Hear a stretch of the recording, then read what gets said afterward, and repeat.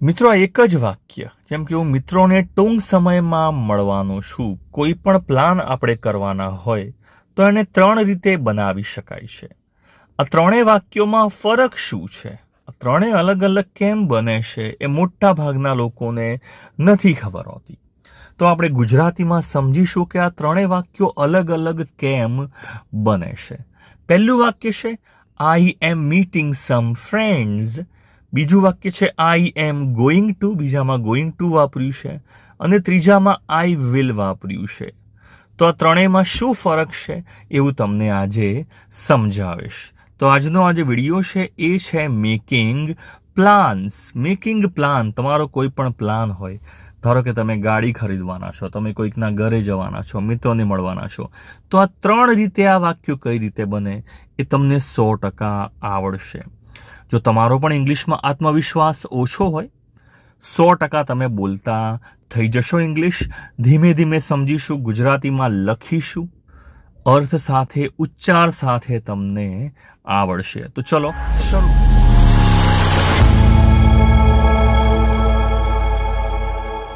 તો સૌથી પહેલો જે પ્રકાર છે કે નજીકના ભવિષ્યમાં તમે કોઈ વસ્તુ 100% કરવાના છો, કે આ વસ્તુ કરવાનો જ છું. તો આ વાક્ય કઈ રીતે બનશે? જો નજીકના ભવિષ્યમાં, એવું નહીં કે હાલ ચાલુ છે ક્રિયા, પણ આપણે 100% કરવાના છીએ, ત્યારે વાક્ય કઈ રીતે બનશે? તમે ઇઝ એમ આર વાપરશો અને જોડે ક્રિયાપદને ING વાપરશો.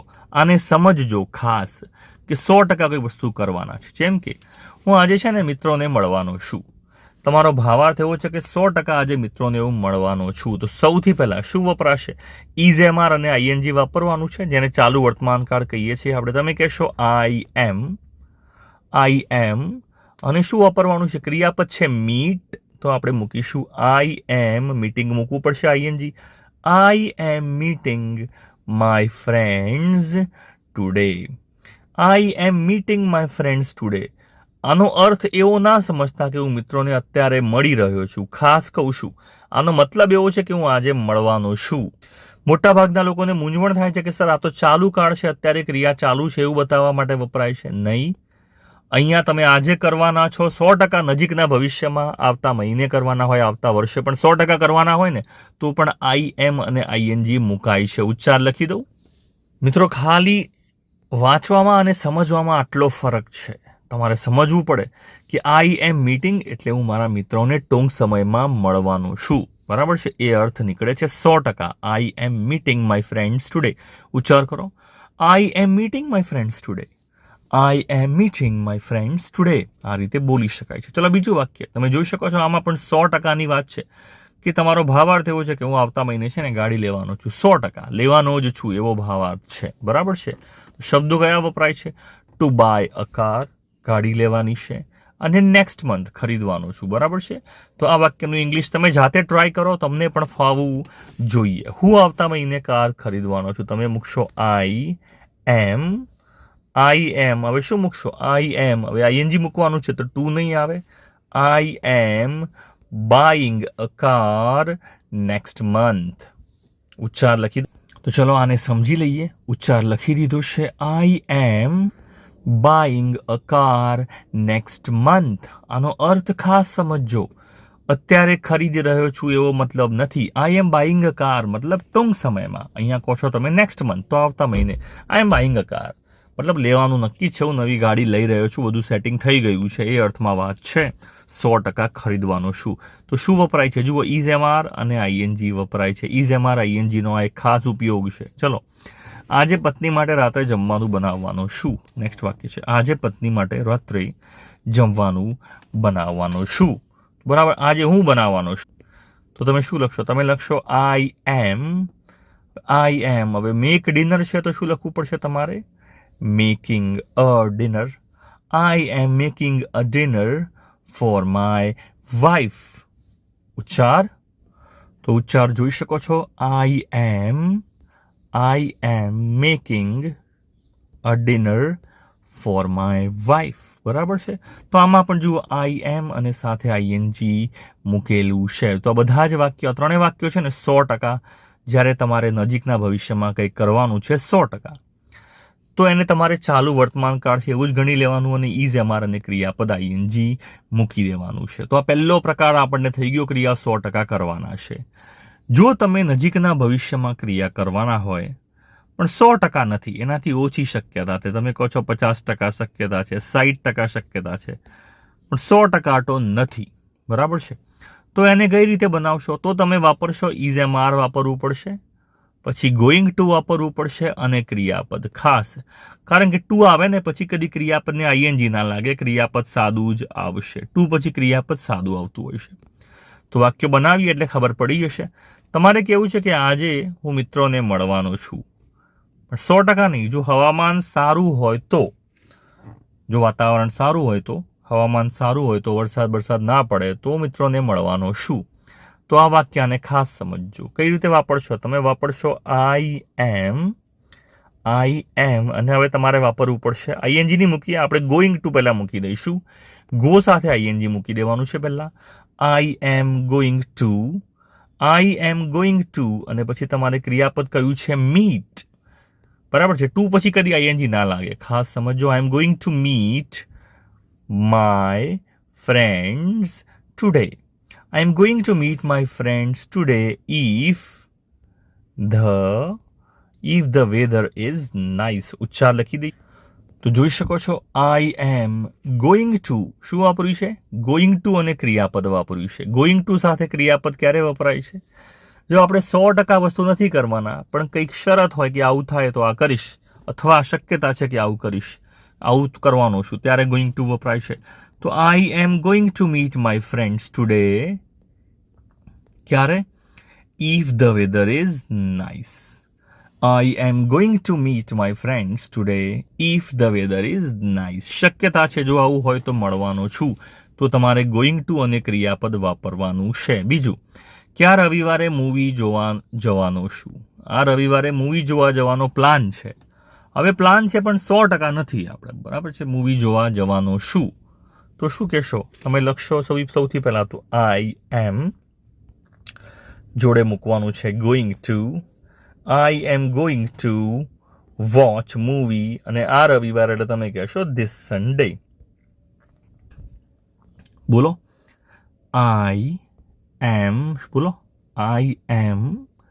Going to watch movie. I am going to watch movie this Sunday. I am going to watch movie this Sunday.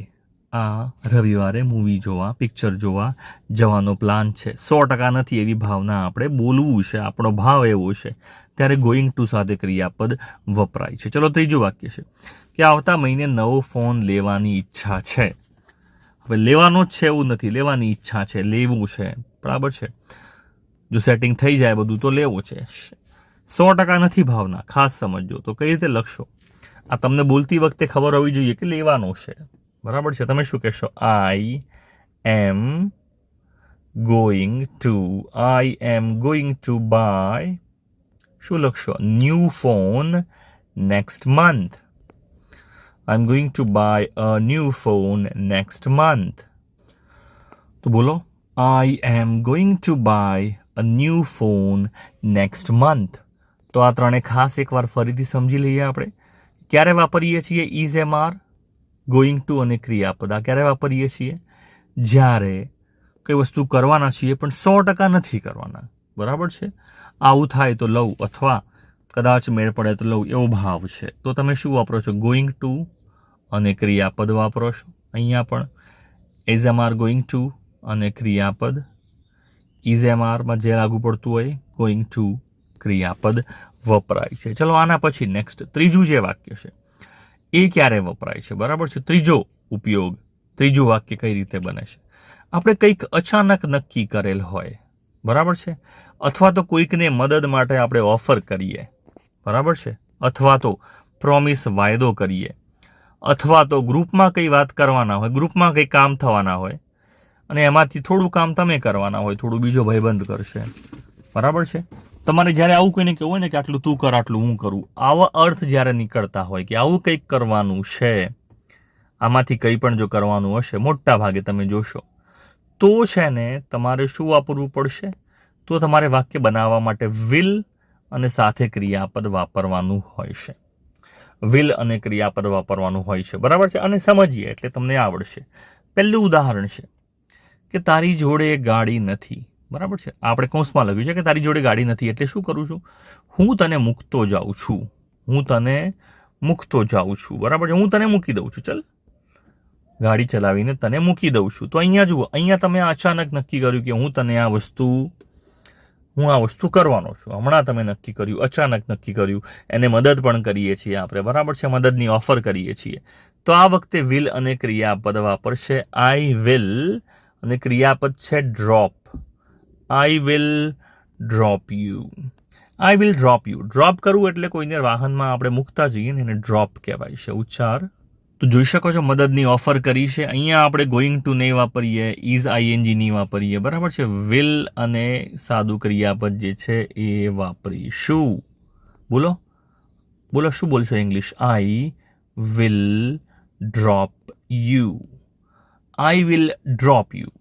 I will drop you. આ રીતનું વાક્ય વપરાશે. ચલો, તમે મિત્રો જોડે જમવા ગયા છો અને ત્યાં તમે કહો છો એક કામ કર, જમવામાં જે શરૂઆતની આઈટમ હોય છે ને, પાણીપુરી હોય છે, મંચુરિયન હોય છે, આ બધું સ્ટાર્ટર કહેવાય. અને બીજું મુખ્ય જમવાનું જે છે જેને મેઇન કોર્સ કહેવાય છે. તો તમે મિત્રને કહો છો એક કામ કર, તું સ્ટાર્ટર લેતો આવ, હું જે મુખ્ય જમવાનું છે બધું એ લેતો આવું છું, આપણે જોડે બંને જમી લઈશું. તો આમાં જુઓ, થોડું કામ તમે કીધું કે આ કામ તું કરી દે અને આ કામ હું કરી દઉં. એ કિસ્સામાં પણ તમે શું વાપરો છો? વિલ અને ક્રિયાપદ સાદું વાપરતા હો છો. જેમ કે તમે કહો છો આઈ વિલ બ્રિંગ. બ્રિંગ એટલે લાવવું, બ્રિંગ એટલે લેતા આવવું, લાવવું. I will bring starter.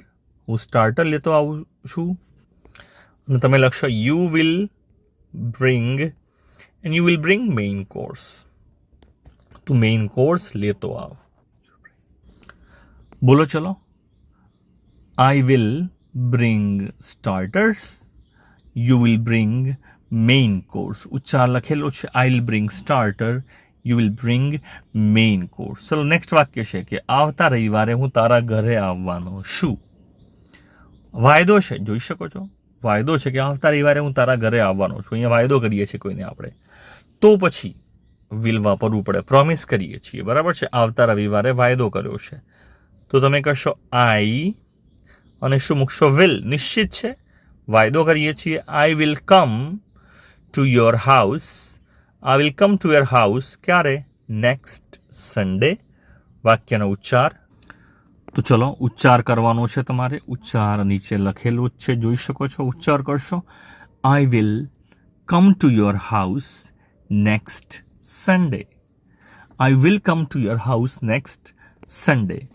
તમને હું કમેન્ટમાં લખવા માટે આપું છું. એની પહેલાં એકવાર ફરીથી તમને રિવાઇઝ કરાવી દઉં. ફટાફટ આપણે એકવાર જોઈ લઈએ. સૌથી પહેલાં આપણે શું જોયું હતું કે જો તમે કોઈ વસ્તુ 100% નજીકના ભવિષ્યમાં કરવાના હો, 100%, તો ઇઝ-એમ-આર અને આઈએનજી વાપરી શકાય છે. નજીકના ભવિષ્યમાં કરવાના છીએ, ભલે હાલ ચાલુ નથી તો પણ ઇઝ-એમ-આર આઈએનજી વપરાય છે. ખાસ યાદ રાખવાનું છે, બરાબર છે. બીજું, નજીકના ભવિષ્યમાં આપણે કરવાના છીએ આ ક્રિયા, પણ 100% નથી કરવાના, તો તમારે ઇઝ-એમ-આર અને ગોઈંગ ટુ અને ક્રિયાપદ સાદું વપરાય છે. અને ત્રીજો કિસ્સો કે અચાનક આપણે કંઈક નક્કી કર્યું હોય, મદદ કરવા માટે નક્કી કર્યું હોય, કોઈને વાયદો કર્યો હોય, અથવા અમુક કામ તમે, અમુક કામ હું કરવાનું, આવો કંઈક પ્રોમિસ કરવાના હોય, કંઈક પ્લાનિંગ કર્યું હોય, તો વિલ અને સાથે સાદું ક્રિયાપદ વપરાય છે. એના ઉદાહરણ આપણે સમજી લીધા. હવે તમારે કમેન્ટમાં આ વસ્તુ લખવાની છે. 3 વાક્યો લખવાના છે. પહેલું વાક્ય કે હું ક્લાસ જોઈન કરવાનો છું. જોઈન ક્રિયાપદ છે. હું ક્લાસમાં જોડાવાનો છું 100%. પહેલું વાક્ય છે. બીજું વાક્ય છે કે જો મારા ફાધર પરમિટ કરે, ઇફ માય ફાધર પરમિટ, તો પછી છે ને હું ક્લાસ જોઈન કરવાનો છું. તો 100% શક્યતા આમાં નથી, બરાબર છે. અને ત્રીજું કે ગ્રુપમાં આપણે બધું કામ કરવાના છીએ, હું છે ને પૈસા કલેક્ટ કરીશ. ગ્રુપમાં કામ કરવાના છીએ અને હું પૈસા કલેક્ટ કરીશ. તો ગ્રુપમાં કામ ખાલી સમજવા માટે લખ્યું છે. હું પૈસા કલેક્ટ કરીશ, આનું ઇંગ્લિશ તમારે લખવાનું છે. 3 વાક્યનું English. Join the class 100%, join the class જો પપ્પા પરમિટ કરે તો, અને પૈસા હું કલેક્ટ કરીશ. ત્રણેયનું ઇંગ્લિશ તમારે કમેન્ટમાં લખવાનું છે. વિડીયો કેવો લાગે ચોક્કસથી મને જણાવશો. Thanks for watching.